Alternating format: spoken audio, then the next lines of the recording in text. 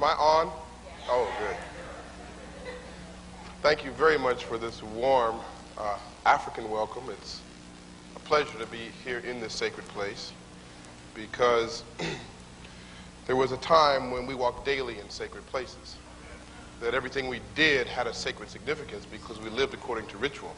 Life was a ritual because ritual is that which connects you with the divine. So that you walk ritualistically, that means you walk with the divine. That is home. That is where the real home is, you see. And what we find now is Africa, through her spiritual reality, is calling us home. In following up on this poem, I'd like to just read something to you and talk a little bit about black holes. And then we can kind of get into the heart of the matter. And there was even a novel written called The Heart of Darkness. And we are going to get into the heart of darkness, calling this chemware and dark matter. This is from a scientist describing dark matter. Dark matter is strange stuff. It is all around you, but you can't see it. It is whistling by your ears, but you can't hear it. It is arguably the most important material in the universe. But until recently, scientists had no idea that it existed. It will decide the fate of the universe, but we have no idea what it is. Now I'm going to read you from quotation from E.A. Wallace Budge, Gods of the Egyptians. The older company of gods have been described as personifications of aspects or phases or properties of primeval matter, and may thus be enumerated. Nu-nut, because they're always paired. In the ancient African conception, there is no male without female, no female without male, ever. You never have them separate. They always come together. There is no universe without that complementarity there. Nu-nut is the boundless primordial fluid mass. Hehu-hehut is limitlessness and infinity. Amen-ament is the hidden and the invisible, and Kekui-kekut is the primary darkness. This describes the state of existence prior to the onset of this universe. Also from E.A. Wallace Budge, Osiris. Hail Osiris, stand up, rise up, like Bob Marley said. Stand up, rise up. Thy mother Nut gives thee birth. Thy two sisters make thee to journey. In thy name, Chemware, the great black one. So we have the sense of blackness being at the very heart and the essence of the beginning of things, right at the very beginning of the African development of their worldview. You see, because the thing about what they found out about dark matter in the universe is that it makes up between 90 to 99% of the universe. So this is why in the ancient African conceptions they say light is born from darkness. Because darkness is the primeval reality. In fact, it exists really in our own sense of ourselves. Why? Because neuroscientists have determined that the brain, the mind, is 10% consciousness and 90% unconsciousness. 90% darkness, if you will like, 10% light. But that everything that we are, therefore, is embedded, buried, contained, enfolded in that womb-like 90% of unconsciousness. So you can begin to see the significance of the great black, of the great chemware. Let's talk about black holes. Black holes is a condition, is a celestial condition that occurs when a huge, massive star, maybe 10 to 100 times the size of our own sun, at the end of its life, collapses down. And in collapsing down,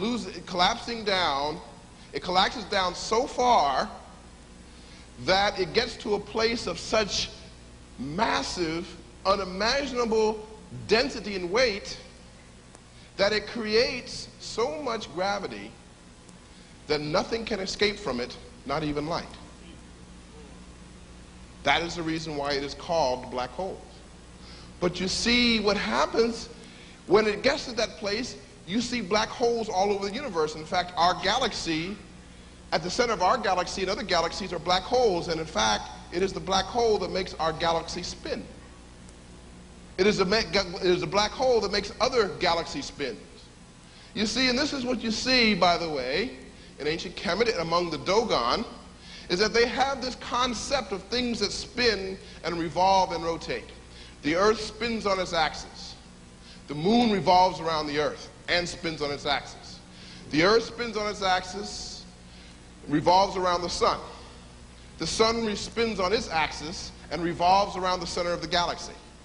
The galaxy spins on its axis and spins around the center of the cluster of galaxies to which it belongs. That cluster spins on its axis and revolves around a center around which the supercluster begins, so that everything spins, revolves, and rotates in a circular fashion. And you find this over and over again in Dogon thinking. You might say Dogon thinking even precedes these scientific ideas that we find becoming the avant-garde of what we think of as modern physics. And often these forces that are controlling the spinning and the movement of the universe are black holes. And it is thought that if you move through a black hole, you can move into another universe. You see, because modern physics tells us that at the time of the creation of this universe, everything in time-space was concentrated in a single speck smaller than a proton. And then at the point of creation, everything exploded. And that is when creation began 15 billion years ago. But it exploded into more than one universe. Well, the Dogon say exactly the same thing. The Dogon say there are maybe 28 universes that came into being. And this is what modern science tells us. In fact, the Dogon have a word for it. They say these universes were superimposed at the beginning of creation. So in this cycle of creation, there are multiple universes existing side by side, and the African philosophy tells us this, but you see, there have been other creations.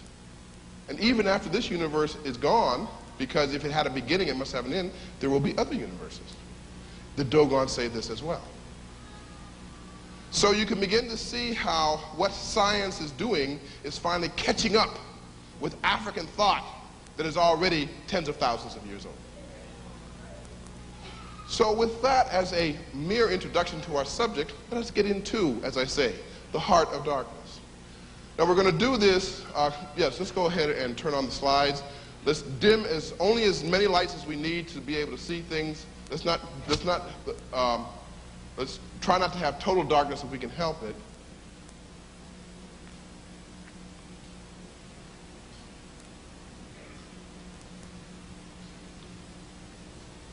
We can get these lights up here. We are going to do what I call at first a geoethnic survey of ancient Kemet. Now in some ways this may not be necessary, but I like to do it anyway. So that when we talk about ancient Kemet, we have some visual sense of the people that we are referring to, because that's sometimes not that easy to dredge up. Why? Because we are constantly bombarded in the media with images of African civilization populated by people who do not look like African people. So we have to create our counter images, and it's something that we have to do time and time again. Okay, that's good. I like to try to avoid total darkness if we can, so why don't we just leave it at that, even though the image isn't as sharp as I'd like it to be, but I think it's enough for our purposes, because I like to be able to see the audience, and also because I have some things to share. Now, I like to show this because this is Northeast Africa, the Nile Valley, the land of Kemet and Cush, later called Egypt by the Greeks, which was not its original name. And as I like to tell audiences who are hearing this for the first time, Egypt is not now, nor has it ever been, in the Middle East. Egypt is not now, nor has it ever been in the Middle East. And indeed, what we call the Middle East, Syria, Palestine, etc., is really Africa's northeast extension. It is fundamentally a part of Africa when you get right down to it. That is true not only geographically, as you can see, but geologically. Now, why make this point? Because the term Middle East seems to be a rather harmless term on the face of it, but it distorts our whole geopolitical reality.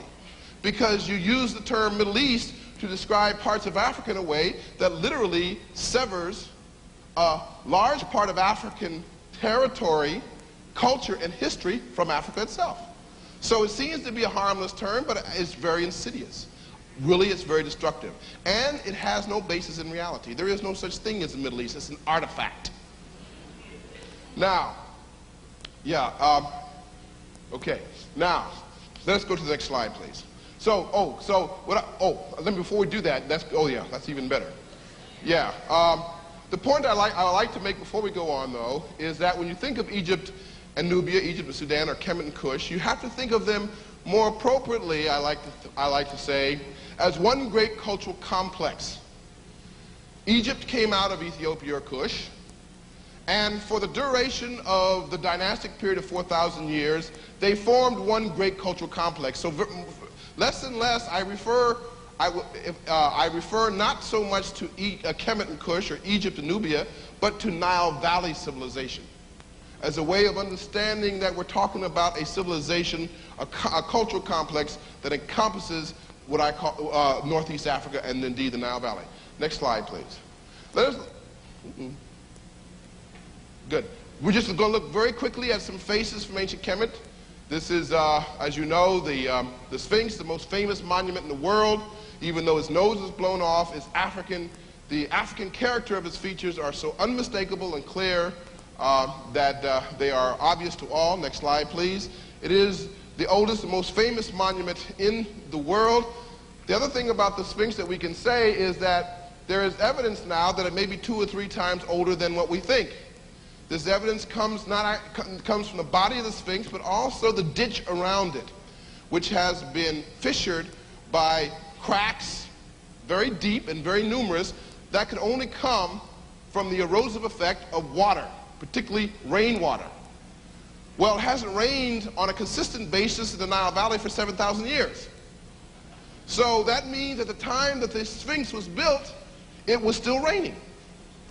So what it has led some geologists to conclude is that the Sphinx may, instead of being merely 4,500 years old or thereabouts, or 5,000 years old even, is maybe 7,000 to 10,000 years old. So that this being the architectural and the architectural monument and engineering marvel that it is, it means that the civilization who built it is that old as well. So Kemet, therefore, is very likely 2 or 3 times older than what the history books tell us. Next slide, please. Narmer Menes, the founder of the United Kingdom of the 2 lands, which were called Kemet, going back 6,000 years ago. Next slide, please, again. This is one of the, I think this is one of the Amenemhets of the Middle Kingdom, 4,000 years ago. Next slide, please. We'll do these relatively quickly. This is Djoser from the 3rd dynasty, the pharaoh under whom Imhotep worked. Next slide, please. This is again one of the Amenemhets. I think it's Amenemhet the 1st or 2nd, from the Middle Kingdom of 4,000 years ago. The family of Amenemhet was from Nubia because the annals of Kemet say so. They themselves acknowledge their Nubian origins. Next slide, please.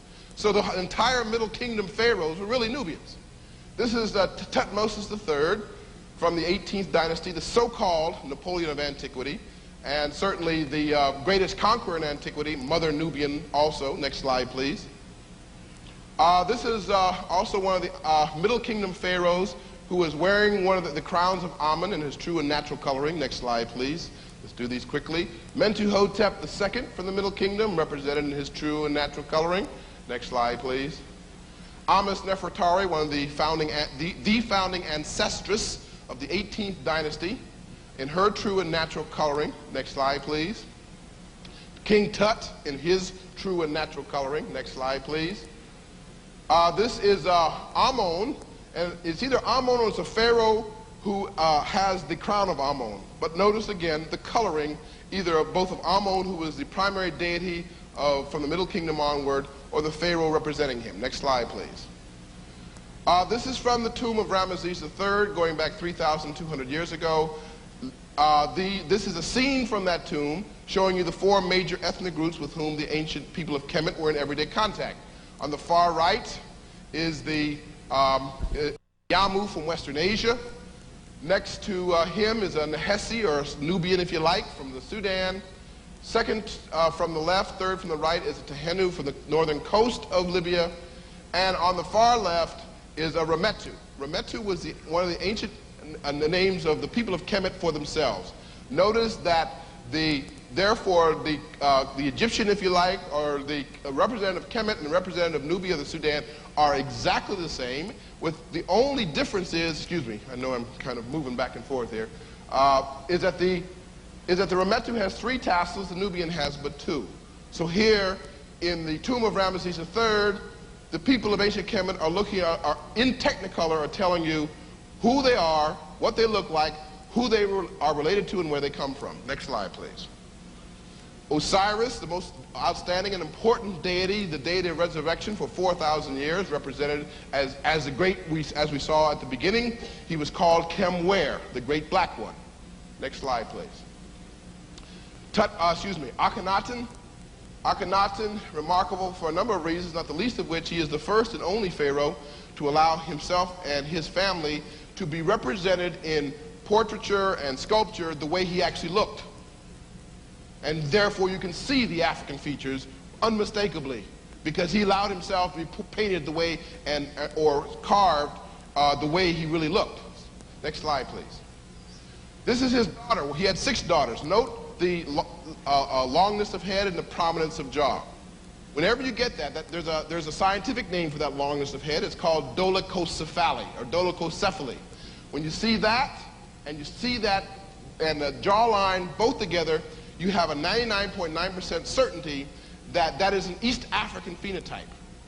Now, again, it's important to not to be afraid of certain kinds of words. Phenotype is another scientific term. It just means the sum total of your physical characteristics. Your hair, your eyes, your height, your skin color, etc. This, therefore, is an East African phenotype, and the way we know this, beyond my just telling you so, comes to the next slide. This is a Watutsi woman from the royal family more than 100 years ago. Again, notice that tendency to longness of head, prominence of lower jaw. It is as if she and the bust of Akhenaten's daughter that we saw on the earlier slide, they are sisters, you might say, even though separated by 3,000 years of time and 3,000 miles of space. Next slide, please. Let's keep going. We've got a lot to cover. If you were going to go to Africa today to look at people closest to what the people of Kemet might have looked like before the time of Christ, you might go to East Africa and Tanzania and Kenya, where you see a rather striking looking people known as the Maasai. This is a young woman from the Maasai people. Next slide, please. Or you would go to what is now Nubia, southern Egypt, and northern Sudan, where you see people looking like this. Next slide, please. Or you would go to the Afar Triangle of Ethiopia, where you'd see people belonging to the Danakil. Note the hairstyle, the coloration, the features. It is as if one of the portraits from ancient Kemet had come alive and taken flesh and blood in this rather striking looking portrait of this Danakil warrior from the Afar Triangle of Ethiopia. These are the faces of ancient Kemet that still survive among us, and others that we could show you. Next slide, please. Okay, now let us get into the heart of the matter, or the heart of the matter. What is this? This is actually a granite cubit measurement. The Egyptian word for the word of Kemet was meh. Why do I make a point of this? They had several standards of measurement, but this was their most important one. It was their chief cubit. It was the measurement they used in the building of all sacred buildings. They used to make it out of black granite, and they used to keep it in a place that never varied more than 1 or 2 degrees from 68 degrees Fahrenheit. Why? Because stone and wood and anything else will contract and expand according to changes in temperature. So you keep it at a constant temperature so that the length, which is minutely and precisely determined, maintains itself as a standard for the entire country. So the cubit actually became itself a symbol of that which was right, exact, and precise. It became the standard of the builder and the scientist. And it became the image and the symbol of precision and exactitude. Next slide, please. Now let's jump back in time and space a little bit. You look at this, and on the left you see what is actually one bone. Although you see two pictures there, it's two sides of a single bone. That bone was discovered by a man by the name of Dogon in what is now Zaire, northeastern Zaire, in the Great Lakes region of Africa. He noticed some very interesting features about this bone, the most important of which are these markings that you see. These grouped markings were determined to be numbers. Not only were they numbers, but they were numbers that revealed a familiarity with the decimal system, prime numbers, and even multiplication by duplication, a phenomenon you find later on in mathematics, the Rin mathematical papyrus. This is, as you say, might call it a early or proto-mathematics. Well, Heinzelin at first said, well, this bone is about 8,500 years old. Well, that's fairly old, but there are other artifacts as old as that. But about, 7 years ago, they redated this bone. And what they found is that the bone wasn't 8,500 years old, it's 25,000 years old. Going back into the Paleolithic period, in the center of Africa, in the heart of Africa, in the heart of darkness, if you like, in the, what I call the womb and the cradle land of race, the human race and culture.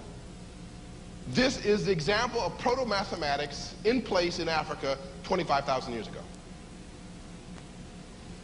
Africa is not only the biological home of humanity and the cultural home of humanity, which it is where human culture begins, and of course it is where logically human civilization would have to begin.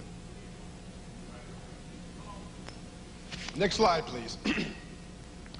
Let us now fast forward in some sense about 20-odd thousand years later.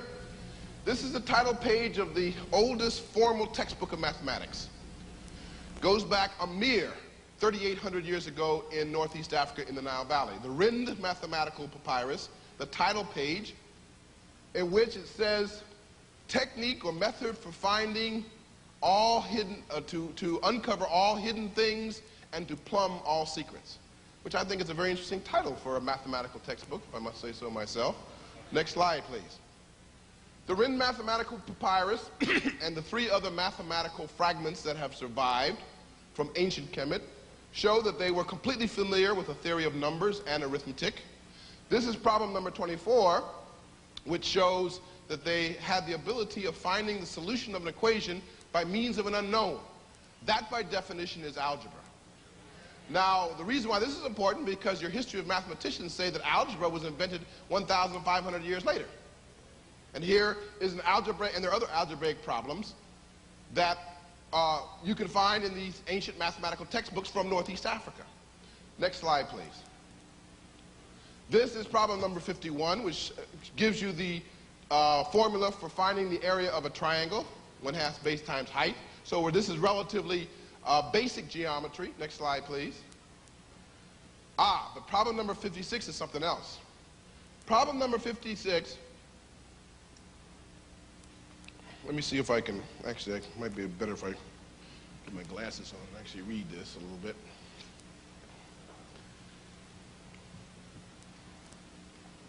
Yes. Problem number 56 in the Rin mathematical papyrus, that's the one you see up there, seeks to find the slope of a pyramid whose height is 250 cubits and whose base is 360 cubits.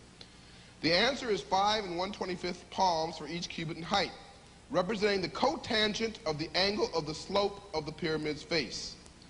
Now, if you've got a cotangent, if you can find cotangents, you know the way you can find tangents is that you flip the cotangent over. It's the inverse of a tangent. The other thing, too, just look at that. Imagine that that pyramid is three-dimensional, because that's what it's supposed to be. Now, all you really have to do is inscribe a triangle inside that pyramid, a right triangle whose height is also the same as the height of the pyramid. Therefore, the face becomes the hypotenuse, and half of the pyramid's base becomes the base of that right triangle, and then the height of the pyramid becomes the height of the right triangle. When you have all that in place, and it's really just a matter of drawing it in, you then can find sine and cosine. So now, if they have the tangent and cotangent and the ability to find sine and cosine, by definition, they have trigonometry. Now, the reason why I make that point is because every historian of science tells you that trigonometry wasn't invented until Hipparchus did 1,500 years later. Now, you see, we're not just talking about rudimentary calculation. We are now moving into the realm of higher mathematics, the foundation of all mathematics. Next slide, please. It even gets more sophisticated yet. This is actually older than the mathematical papyrus, going back to the Old Kingdom. What you saw at the top, see the top is a scale drawing of the curve whose particulars are indicated on the ancient diagram shown below. And that's an architect's diagram defining a curve by its coordinates. So now you've moved into the realm of coordinate geometry. Now this is now nearly 6,000 years old. So I always ask black students of every level, why are you afraid of mathematics when your ancestors invented it? Why would you want to give it up and give it away when it is a product of Africa? Next slide, please. For those of you who have been to Kemet, you have undoubtedly seen the Temple of Dendera. Behind the Temple of Dendera, which is dedicated to Hathor, or Het-Her, is a chapel dedicated to Isis. There is a place as you move into the central vestibule of the chapel dedicated to Isis, where you have to imagine that this is actually up above you. There is this square aperture down through which light beams or shines. You see, now you look at these, what these represent are really light waves or white light beams. But you see, they have waveforms. So here, they are demonstrating that the people of ancient Kemet understood that light moves in waves.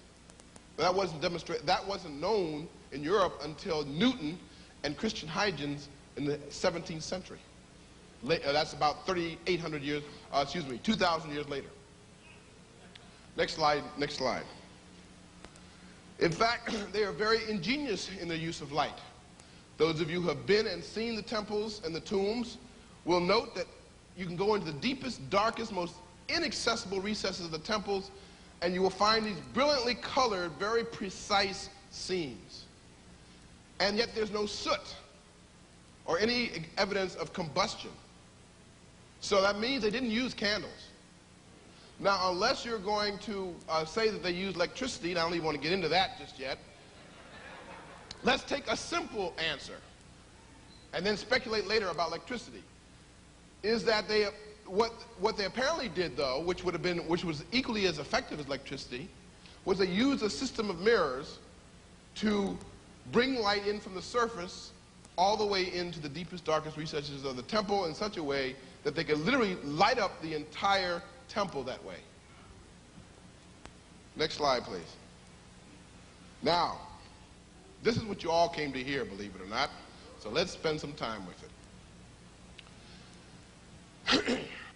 We've already talked about that the Earth is not just a static ball in space.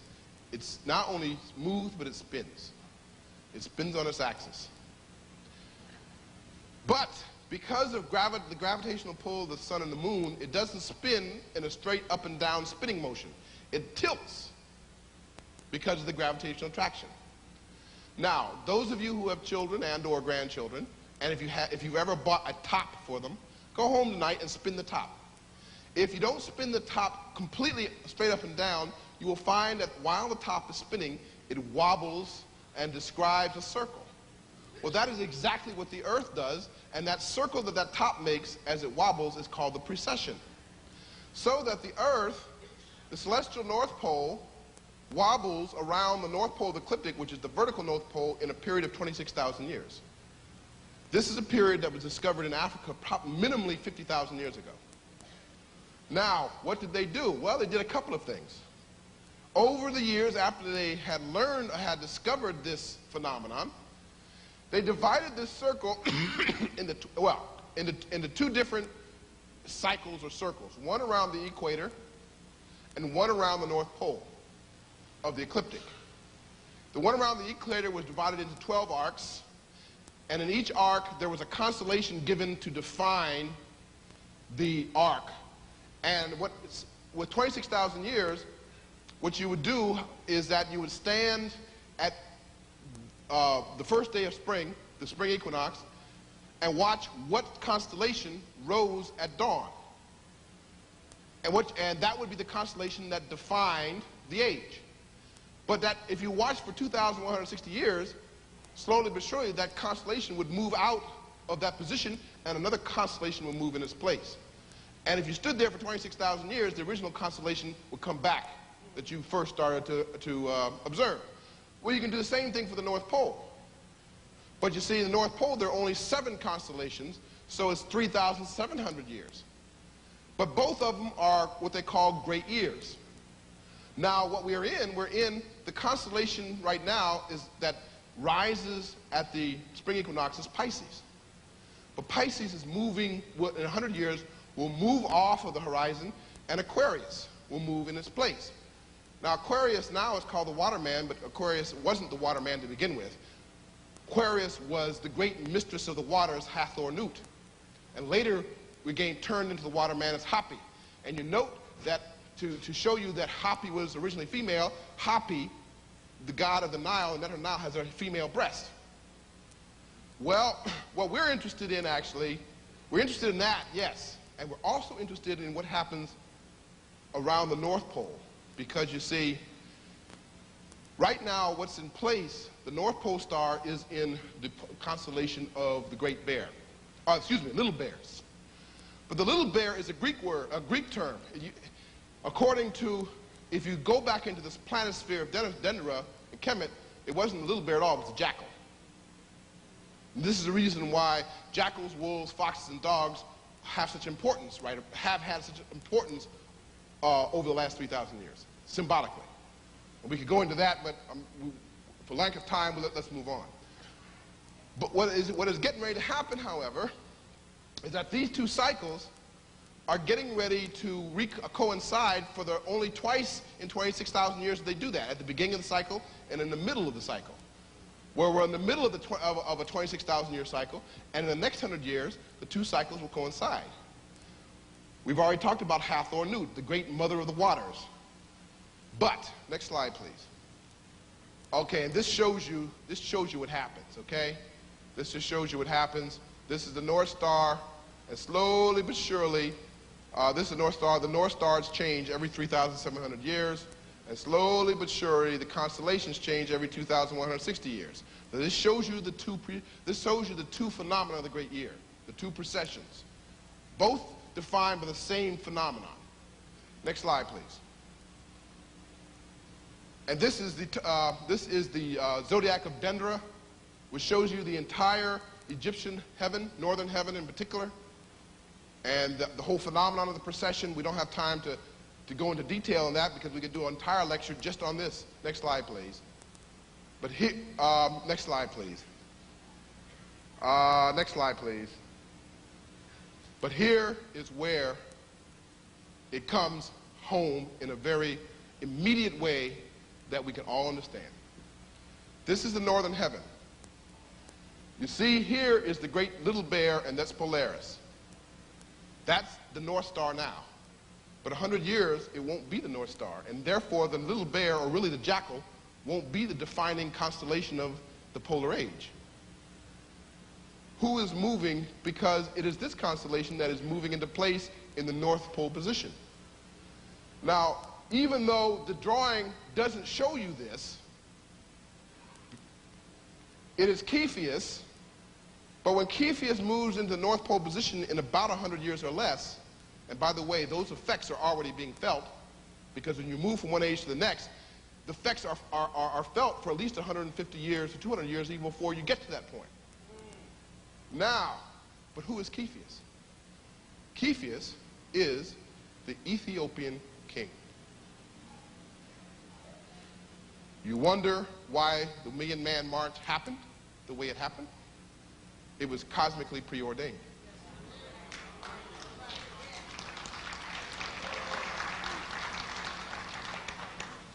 Cepheus, even though he doesn't look like an Ethiopian, that's what he is. He's the Ethiopian king in mythology. He is going to be the ruler of the next age. So it's the black Ethiopian king who will rule the next age. And now you can see why the Million-Man March happened the way it did, why it drew that many men in one place, right around the lake that's designed after the lake at Karnak, next to the Ben stone.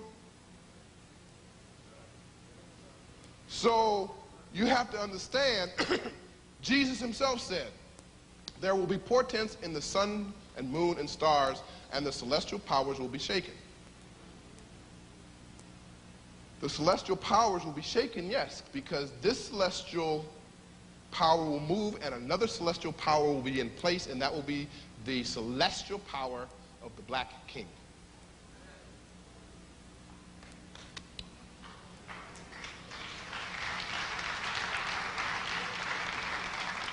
It's not because I want it to be that way, it is because what God and nature and the cosmos intended. So we are being pulled along by cosmic forces that we are only dimly aware of. And our history, therefore, is cosmically determined. Even the reassertion of the principle that has been evident for the last 15 years is cosmically determined, because it is Hathor Nut who is going to define the next zodiac, the next zodiacal age in the same time, 100 years. So it's going to be the great mother of the waters walking hand in hand with the Ethiopian king that will determine world history for the next 2,000 years. Next slide, please.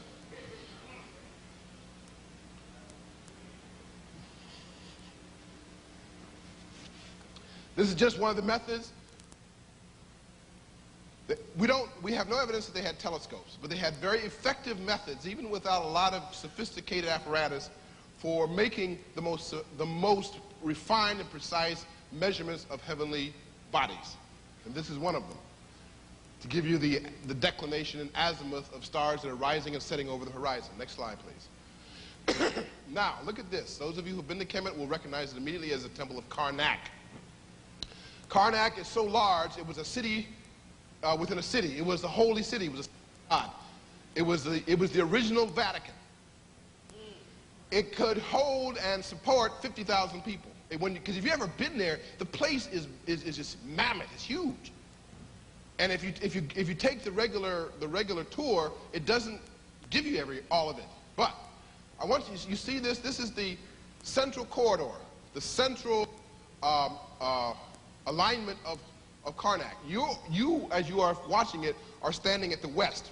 Now, that central axis is actually oriented in such a way, it is oriented to the western hills, so precisely that on the first day of summer, June 21st, as the sun sets over the western hills, and just before it goes down the hills, it throws a thin shaft of light right down that corridor.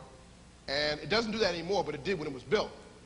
And it flashed for 5 minutes on the Holy of Holies in the sanctuary. You got to understand, you see, these pylons and gates were narrow. They narrow and narrow and narrow, and there was the roof over Karnak. And so what they did is that they concentrated the beam of light in the exact same way cameras and telescopes do.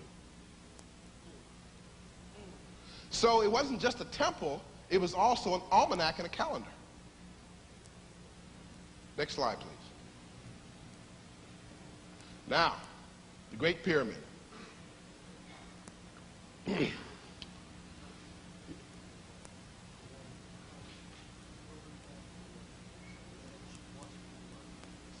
Yeah, yes. As you know, the Washington Monument is just a copy of the Ben stone, which is the sacred monument of the so-called obelisk, which was sacred to the sun.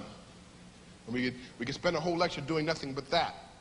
Now, when Napoleon conquered Egypt in 1798, he brought an army of technicians and surveyors with him, and scientists.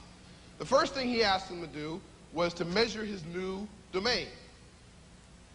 Well, they found out that their job was very easy, because all they had to do was project an imaginary line through the middle of the pyramid due north, and where it crossed the Mediterranean coast, it bisected the delta into two equilateral triangles, which could therefore be measured by trigonometry. So if Napoleon could do that, then the priest-physician, or the priest-scientist who put that in place could do that. Let's continue. Next slide, please. The pyramid rises to a height of 481.5 feet. It is built of 2.7 million blocks of stone. The smallest stone is 2.5 tons, and the largest stone is somewhere between 70 and 100 tons. If you were to take the intact masonry of the Great Pyramid, by the way, can you hear me in the back? I don't want you to miss any of this. If you could take all of the intact masonry of the Great Pyramid and cut it up into 1-foot blocks, you could build a wall that would circle 2/3 of the globe. And you know they built it without even using the wheel?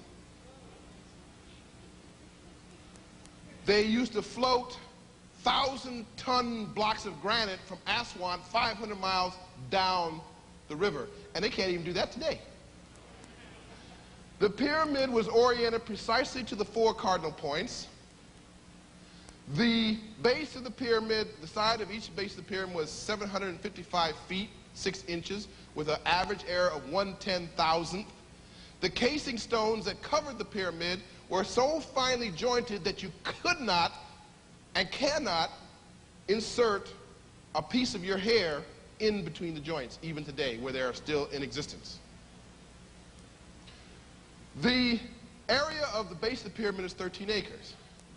But it's real interesting. If you look at the height of the pyramid, it is, if you measure it, it is the radius of a circle that you can create by turning the base of the square base of the pyramid into a circle. And therefore you can find the square base by the area of the perimeter of the square base by 2 pi r. So that means they had built the constant, the geometric constant of pi, into the pyramid. The descending passage was precisely aligned to the North Pole star that was in place 3,350 years BC, and it used to shine down to the grotto into a pool of water. And of course, it's only in that place once every 26,000 years. The so-called ventilating shaft of the King's Chamber oriented exactly to Orion in the southern heavens, and the one from the Queen's Chamber is oriented exactly to Sirius, also in the southern heaven. There has never been anything like it in the world. Nothing. Do you know the other thing about the Great Pyramid? Where the Great Pyramid sits, if you were to take all the longitude, there are 360 degrees of longitude around the Earth, right? The longitude of the Great Pyramid goes through more landmass than any other longitude in the world. The latitude of the Great Pyramid, going right through the Great Pyramid, goes through more latitudinal landmass than any other latitude in the world. So the Great Pyramid, from the point of view of land, is the center of the Earth. This is the reason why that not only in Egypt, but in Greece, Rome, Palestine, India, and China, build their cities in fixed intervals to the Great Pyramid. The Great Pyramid was the prime meridian. The prime meridian we got now going through Greenwich, England, is a complete artifact. It's not based on anything. The original prime meridian was the Great Pyramid. Next slide, please. In early spring, when the sun rises just high enough above the apex of the Great Pyramid, the whole shadow of the north face vanishes at the stroke of noon, and therefore they can tell the beginning of the first day of spring. Next slide, please. Let's read the legend. The truncated pyramid depicted by Proctor would have made an absolute platform 142 feet high and 175 feet square. The cardinal points or compass rows could have been marked by the upright posts on the periphery of the platform.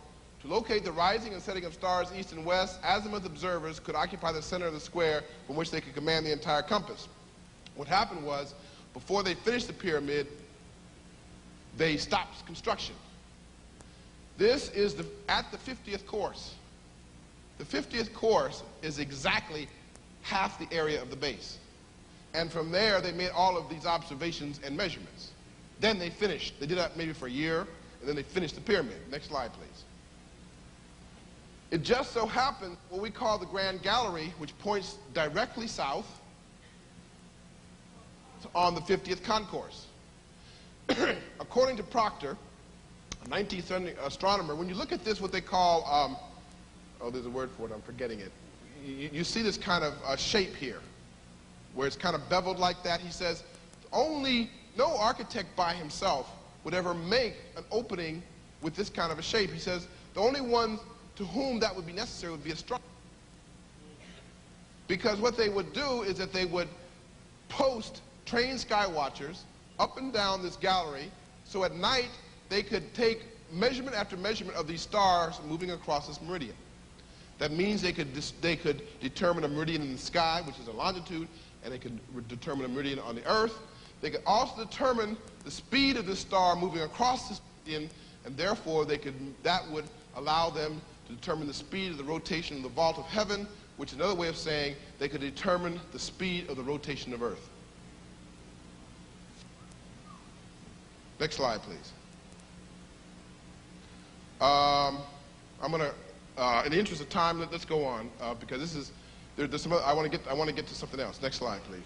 Okay, this is the Piri-Reis map. The Piri-Reis map was compiled in 1513 by a Turkish admiral by the name of Piri-Reis. He had 20 maps at his disposal. One came from Columbus, and I'll tell you in a minute where the others came from. Now you look at this map, I hope you can see it. You see the western bulge of Africa, you see Spain, the Mediterranean, the eastern prominence of South America, the Caribbean, and Antarctica. You see these compass roses and these lines moving in diagonal directions from the compass roses, but you see all of these particular features of the map are in correct latitudinal and longitudinal relationship to one another. Map making of this exactitude wasn't even possible in Europe until 250 years later, because it wasn't until then that they could even determine longitude. This map was compiled from earlier maps that were even more accurate and even more sophisticated, and these maps, according to Piri-Reis himself, came from the time of Alexander, 300 years BC. But what does that mean? When we say time of Alexander, that's just a time. Where was the center of the map? And remember, this is called a Portolano map. The center of the map would be the place where, in a sense, the map was built. The original maps were situated. You look at these compass roses. These represent the left ring of a perfect circle. You can see that the map is torn off. If the map was complete, you would see the rest of Africa, Asia, India, etc. But it is possible through trigonometry to determine the center of the map, and therefore the place where the map makers themselves were situated, 300 BC and earlier. Next slide, please. Again, this just shows you diagrammatically the compass roses as a left rim of a circle through the Atlantic. Next slide, please. The center of the map was determined after 2 years of numerous calculations to be 23.5 degrees north and 30 degrees east. Now, where is that? Next slide, please. It's 100 miles west of Aswan in Upper Egypt. Now you got to understand something. To have made a map like this, not only would they have had to have precise knowledge of Africa, South America, Europe, they would have to have precise knowledge of the entire world. You got to understand something. The idea that nobody started sailing oceans and that Columbus decided to do so, at least not the Atlantic Ocean, is a fiction. Again, it has nothing to do with historical reality, or across the Pacific, for that matter. How did the Hawaiians get to Hawaii? People from the Tongan Islands sailed in catamaran canoes, not once but in waves, over 3,000 miles of open ocean, using only the stars and their knowledge of the movement of waves and how clouds form and wind patterns to guide them. There was an African kingdom called a city called Malindi on the East African coast that sent in 1415, 80 years before Columbus, a giraffe across the Indian Ocean and up the South China Sea to the Emperor of China. The Greeks, there are 6 surviving Greek references to a land across the Atlantic with valleys, rivers, and mountains. So you got to understand, there was already a worldwide network of trade, diplomacy, commerce, overland and across all seas when the Spanish and Portuguese came and took it away. It involved everybody: African, Arab, Asian, and Amerindian. And it went back at least 2,000 years, 2,500 years before Columbus. You can see what has been done to history. History has been turned upside down on its head.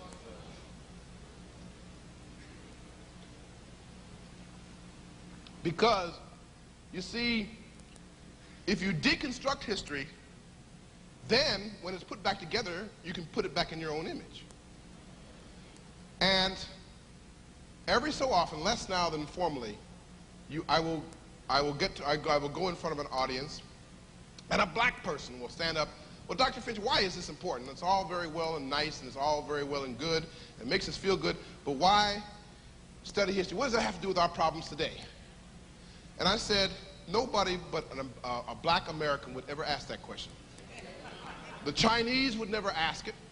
Europeans would never ask it. Mexicans, the only time I ever hear it asked is by a black American, because they know the function of history. Your problem today is a function or a product of history and your perception of it. That's what Sheikh Anta Diop said. He talked about the collective amnesia of people of African descent, causing a depersonalization, an alienation, a loss of sense of self and belonging, which to me is an acceptable definition of mental illness.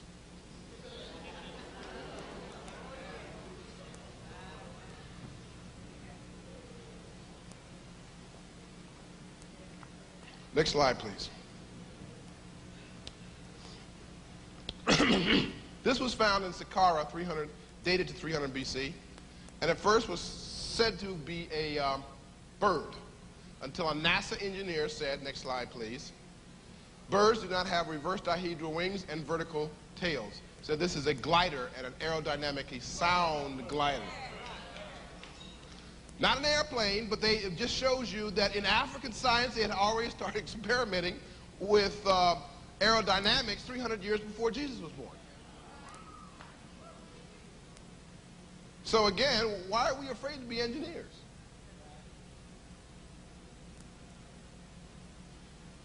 Next slide, please.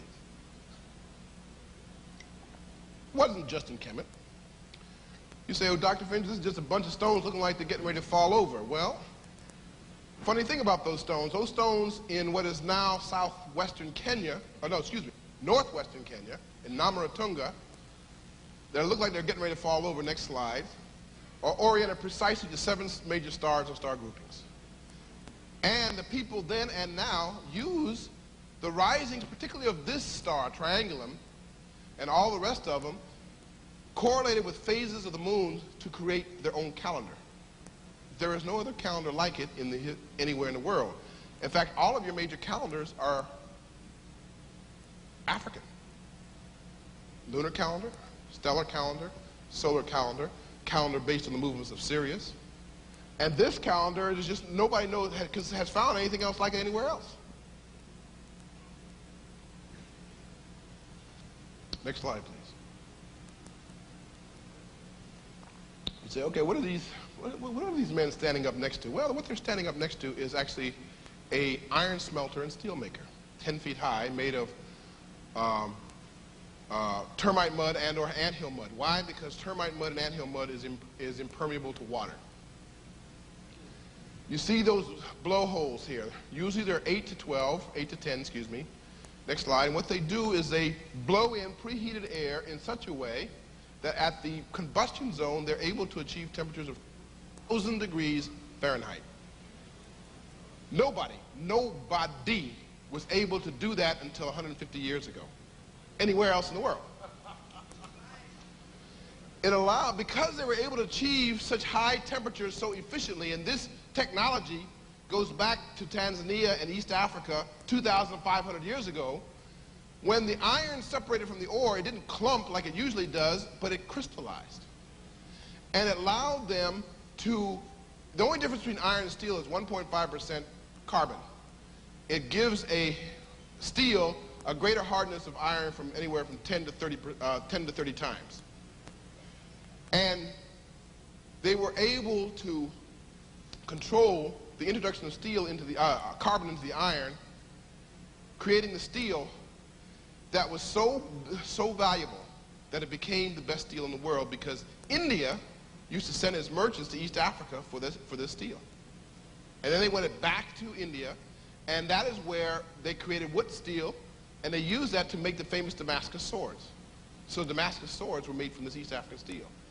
There were 4 other places in Africa, in Ethiopia, Ghana, and Nigeria, where this technique was used that we know of, and maybe there were more, but we know about those 4. In Ghana, they had actually smelted steel using this technique, and a metallurgist came and brought a diamond drill with him. Could not even scratch the steel, because diamond can cut anything. Couldn't even scratch this steel. And this is a totally African innovation. Next slide, please. Well, now, let us get to the Dogon.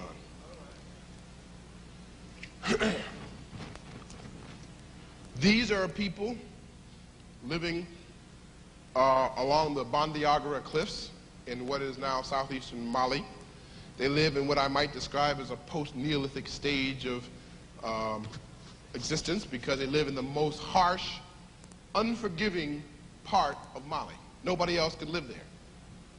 And yet they have found ways of cultivating sufficient crops to support a population of 250,000 people, whereas it really should be supporting maybe no more than 20,000 people. And they've been there for 700 years. Next slide, please. These are the Dogon informants that gave the information which we are about to consider. Next slide, please. One of them is a woman. This one is actually a female priestess. Next slide, please. Like ancient Kemet, a good bit of the Dogon star and calendar system centers around Sirius. Sirius is the brightest star in the heavens. This is a great time at this time of year to see it, because it's really most brilliant in the winter sky. All you do is you look in the southern heavens right about now, look for Orion, and look for the 3 belts of Orion and follow it right down, and there Sirius is. Outside the solar system, the brightest of the heavenly bodies. And the source of the calendar, ancient calendar of Kemet and the Dogon. The Dogon have 4 calendars also. One of them is based on Sirius. But what is more interesting from the point of view of Dogon is that they have a system around this body right there. These are artifacts. These are not, but this is actually a star. That star is called, by modern scientists, Sirius B. The Dogon call it Potolo, the seed star or the star of deep beginnings. Well, what about Potolo, called Sirius B? The Dogon have apparently known about it for 700 years. It was not discovered in the West until 1862. The reason why it was so difficult to see is because it is a white dwarf star. The Dogon call it a white. What is a white dwarf?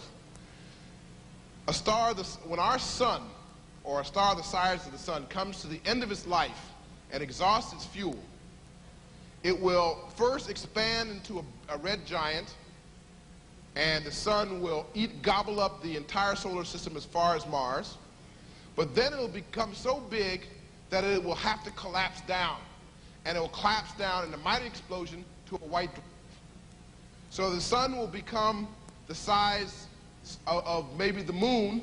So all that mass is concentrated in a small body. The weight of a single teaspoon of a white dwarf like Sirius B is about 100 tons because it is so small, dense, and heavy. The Dogon describe all of this. They describe Sirius B as being a white seed, is what they call it.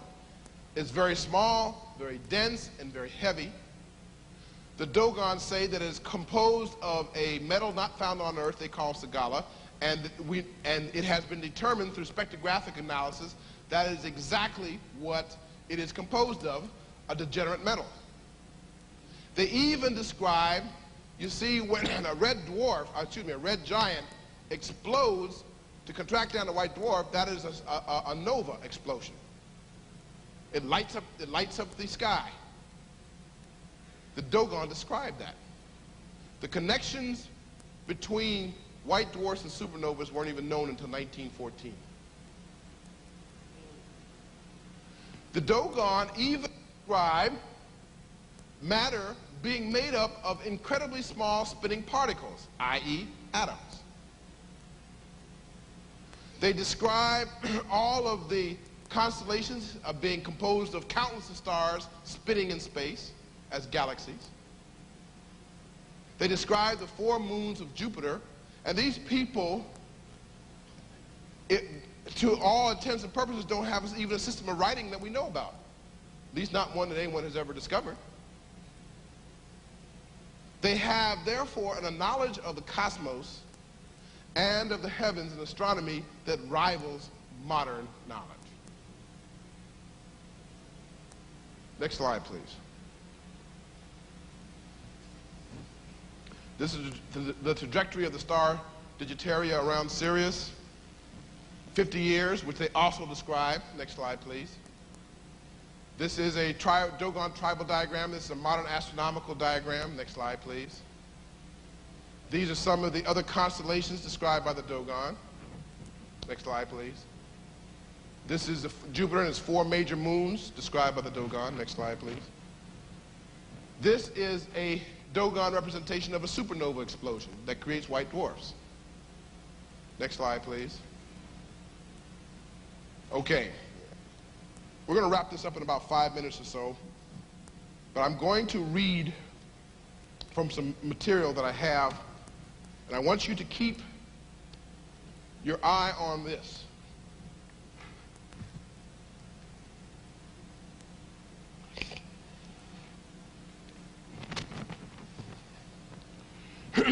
Now just bear with me. I got to read something to you, and it'll become significant in about 3 or 4 minutes. I'm reading from something called the Pale Fox. This is a description.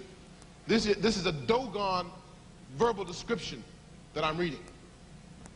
It is said, the Nomo Anagono is the first living thing created by Amma, the creator.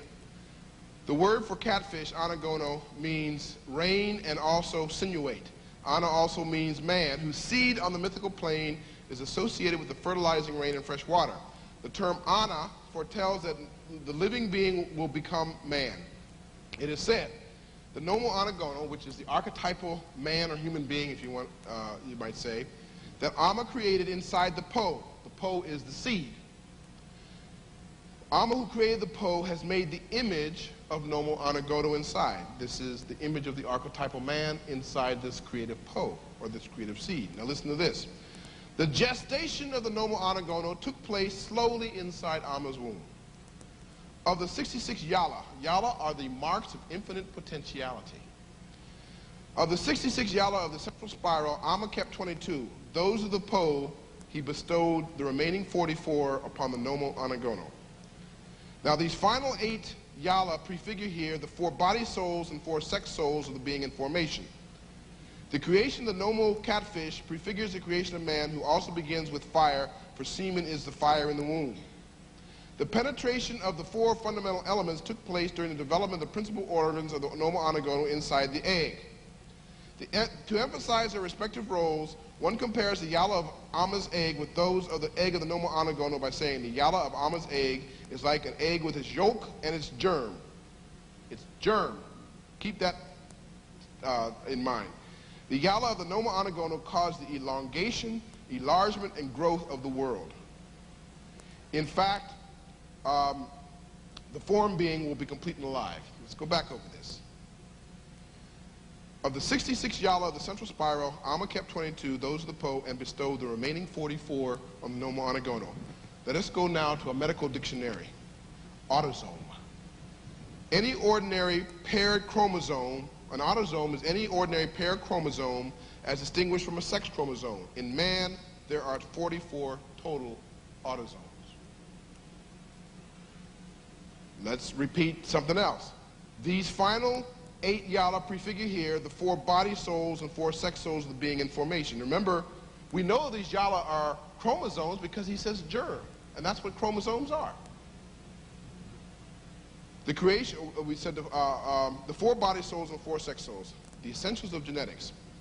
Although there are 4 sperm produced from the original cell, the sperm are only of 2 kinds in terms of chromosomal content. The 2 positions possible through the random alignment of 2 pairs of chromosomes will produce 4 different kinds of sperm or germ cells. The Dogon just call them sex cells.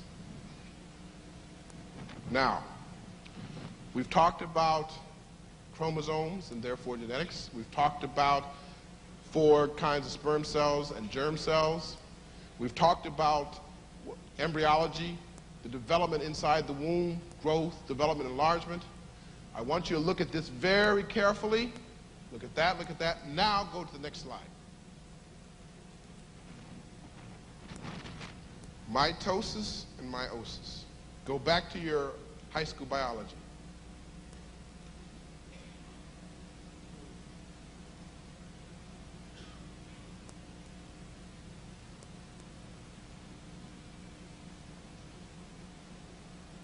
Yeah, go back again. Yes. Do it again. Yeah, go back. Oh. That won't go back. Sorry. It's all right. It's all right. We're getting close to the end. Obviously, we are dealing with a realm and quality of thought that achieves very sophisticated empirical scientific information by means that most of us don't understand. Now, I'm coming close to the end. I want to finish this off with a discussion called the work of the spider. Now the spider is he who holds the threads of the fox, have been delegated by the Creator to watch the deeds of the fox and to report them to the Creator. Instead, the spider entered the acacia in order to weave the words of Ogo the fox. Placed at the center of the acacia, the spider wove its threads in a conical spiral for the placement of the warp and by moving vertically for the coming and going of the passing wolf. Through the fabric, it sifted the germs that had been hurled into the universe by the spinning. The sound of its work, of the same nature of the word, grabbed them as they passed by and with them fastened itself at the crossing of the threads. Now, I'm going to read to you from The Unification of Physics by Stephen Hawking, A Brief History of Time. Basic objects are not particles, but things that have a length, like an infinitely thin piece of string. A string's history in space-time is a 2-dimensional surface called the world sheet. Particles like the proton and the neutron could be regarded as waves on a string. The strong forces between the particles would correspond to pieces of a string that went between each other bits of string as in a spider's web. Finally, Dogon. The formation of a carousel gave the image of the curve of the universe. Einstein made the revolutionary suggestion that gravity is a consequence of the fact that space-time is curved. We can have the lights on now.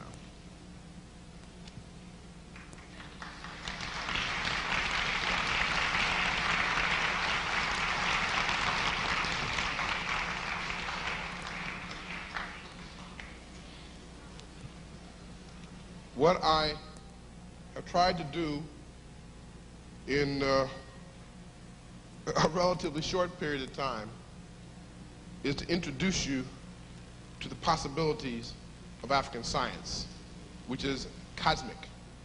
It's not merely cosmic, but it encompasses all planes. I work extensively with traditional healers in West Africa, particularly in Senegal, 2 different groups of them. And in fact, we are bringing a traditional healing ceremony from Senegal to South Carolina in August, and we'll talk a little bit more about that in a minute. One of them is a Vodou adept, who is also a physician. Vodou is from Benin, what used to be Dahomey, and of course is the source of voodoo. He talks about, he says, there are 2 kinds of medicines that are based on 2 different conceptions of man. If you look at the traditional conception of man in Africa, there is the biophysical, there is the emotional, there is the mental psychic, there is the spiritual, and then there's the cosmic, and then there's the God, the God consciousness. And he says all of those make up the human being. And in the process of healing, which is a restoration of the balance of forces, you have to take all of them into account. He says modern medicine, and therefore modern science, only takes the first and smallest and least significant portion into account, the biophysical. Now, it shows you, in the African framework, everything is connected. The smallest act reverberates literally through the entire cosmos. Why? Because you see, modern physics has come to a brick wall. Modern physics recognizes 4 dimensions: length, width, height, and time. But they are finding that there is another dimension of the universe which they don't want to deal with, because it encompasses the other 4 dimensions, and that dimension is mind or consciousness. Why? Because even modern quantum mechanics tells you the very act of perceiving something changes it. That means there is no such thing as absolute objectivity. There is a vital nexus between the perceiver and the thing perceived that connects them together. So that in terms of physics, the limit is the speed of light. But if you go to the 5th dimension, what we call mind or consciousness, one of the realms in which African adepts work, it encompasses mind and consciousness. It encompasses time, space, and therefore it is possible, 1, to transcend the speed of light. It is possible to be in 2 places at once, and it is possible literally to go to the ends of the universe. This is African science. A science in which there was no conflict between the empirical and the mystic, material and spiritual, because they're all part of a continuum. And so there are adepts in Africa who literally can move between worlds.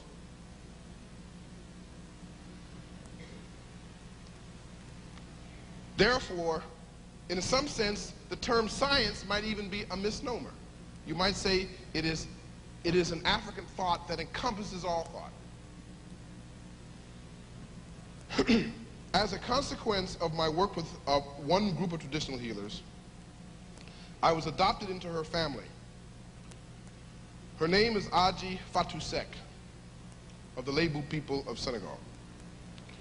She is an Ndip Kat. Ndip is the pre-Islamic Wolof, Lebu Wolof spiritual tradition that may be somewhere between 10 and 50,000 years old. Nobody knows. And she is its greatest practitioner living today, and probably Senegal's most powerful spiritual personality. She is now 93. Because I have been adopted as her son, she has charged me with a great responsibility. She has one last will and testament. Before she goes home, because there is evidence or there is indications that she will be called home soon by virtue of her age, and you know where I mean by home, she has charged me with this responsibility of organizing an 8-day healing ceremony here in the United States to establish the African spiritual presence and healing presence here. So it's going to happen August 11th through 19th, Penn Center, St. Helena Island, South Carolina. The first time, we know about African-derived religions in the Western Hemisphere. We know about Santeria, Candomblé, Vodou. But this will be the first time in the history on this hemisphere, where an authentic African spiritual healing ceremony will be bodily lifted out of Africa and brought with 20 priestesses, 5 drummers, 2 ritualists, and 2 interpreters, put here for the purpose to establish the connection between African ancestors and their lost children in America, because that's the way they are conceived, for the purpose of the healing necessary to meet the challenges of the new age.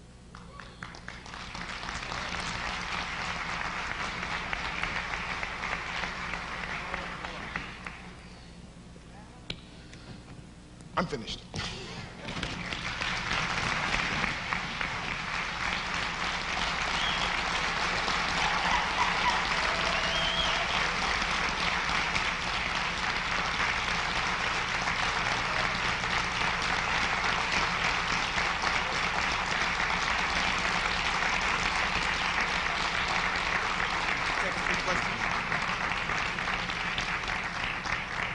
I realized it was getting late, so I didn't know whether questions would be in order, but I'm more than happy to take a few questions.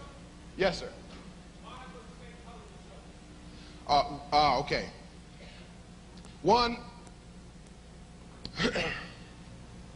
how much of an explanation should I give, because it can get involved.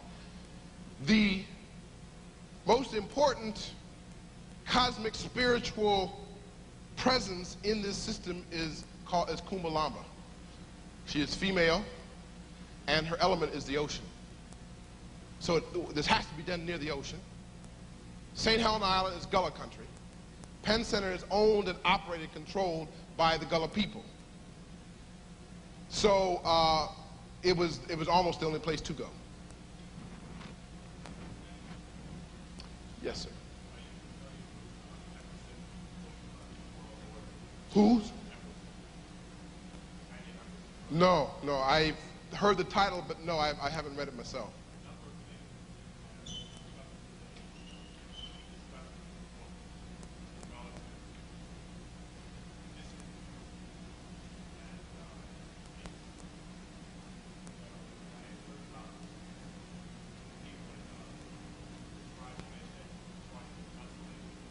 You're talking about the Dogon? Yes, uh-huh.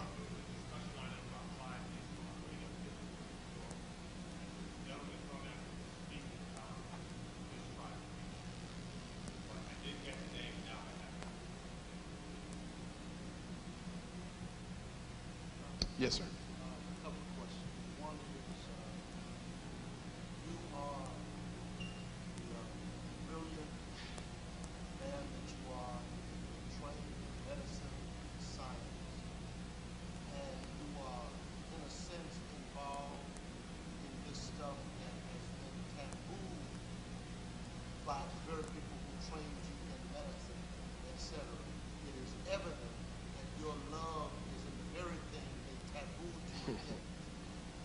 would you say something to us about how they destroy things for us, like the Dogon, Candomblé, Santeria, and now the new African healing that you're talking about? Okay, let me, that in itself is a long and intense discussion, but let me just throw a fact at you that may, in sum it up. There has been work by a demographic historian, Louise Myers-Joe. She's a demographic historian on Africa in particular. She has determined that at 1500 AD, 8 years after Columbus blundered on America, but 1500 AD, the population of the continent of Africa was at a bare minimum 600 million people. By 1900 AD, 400 years later, that population was 100 million. It was a Holocaust of unimaginable proportions. The only other people for the Holocaust comparable to that was Native Americans. Within 50 years after Cortez had conquered the Aztecs, 50 million Aztecs had dwindled down to 500,000. They had killed, basically 50 million Indians had died in 50 years. You know, the Spaniards had a real interesting technique of pacifying and conquering Indians. They used to train these huge Mastiff dogs in Cuba to attack Indians when they were going to war against them. Whenever there was a campaign against Indians, and they took these Mastiff dogs with them, they also took Indian captives with them. Do you know what those Indian captives were for? To feed the dogs.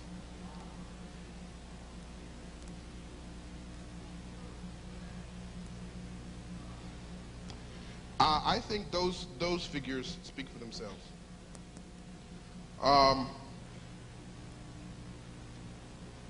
What can I say?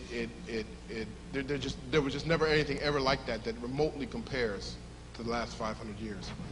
I've been spending more and more time getting involved with Native Americans and their rituals because I've been invited to them.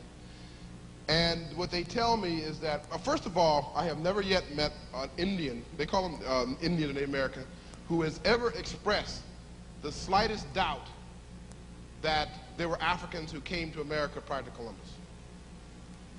That creates no problem. In fact, you know why? Because their own traditions tell them so. That's number one.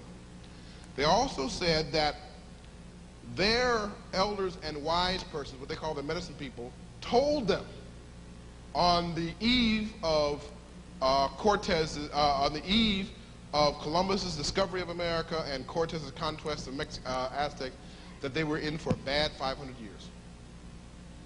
But at the end of that 500 years, it was going to switch back around. And really what they had to do was survive it. And that 500 years is up.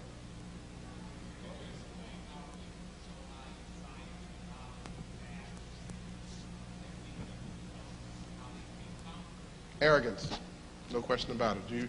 Black people, African people, one thing that we have to develop the ability to do is look at what was in ourselves. Sheikh Anta Diop talks about the internal contradictions in African society that laid it open to conquest.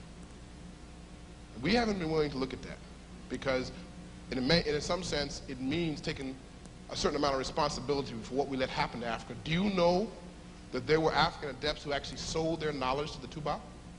Tubab is the Senegal name for European or white person. Sold it.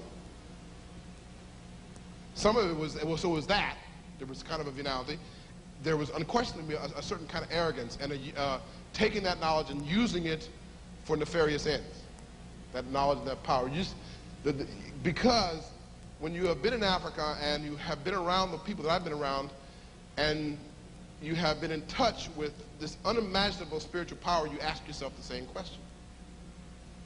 And these are the kinds of answers you come up with, is that at some point, you know, we brought it on ourselves. We opened ourselves up for it.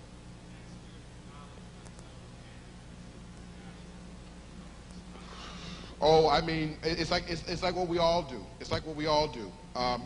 Sometimes what you find, and this is one thing it took me a while to learn, just because you have evolved, it doesn't necessarily that when you get to that stage of evolution that you have undergone the necessary moral transformation as well. Your arrogance just sort of expands with the power and knowledge that you get. And you might say you got farther to fall. You got, you know. So that, and you get to the place where you feel invulnerable. You get to the place where you feel like you can't, that nothing can happen to you, that you can get away with it. It's still happening.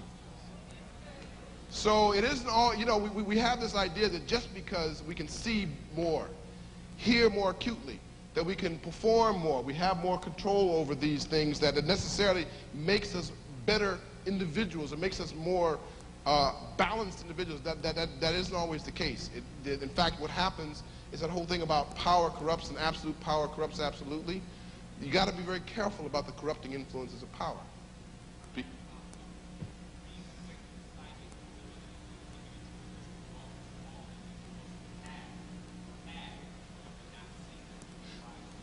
Because,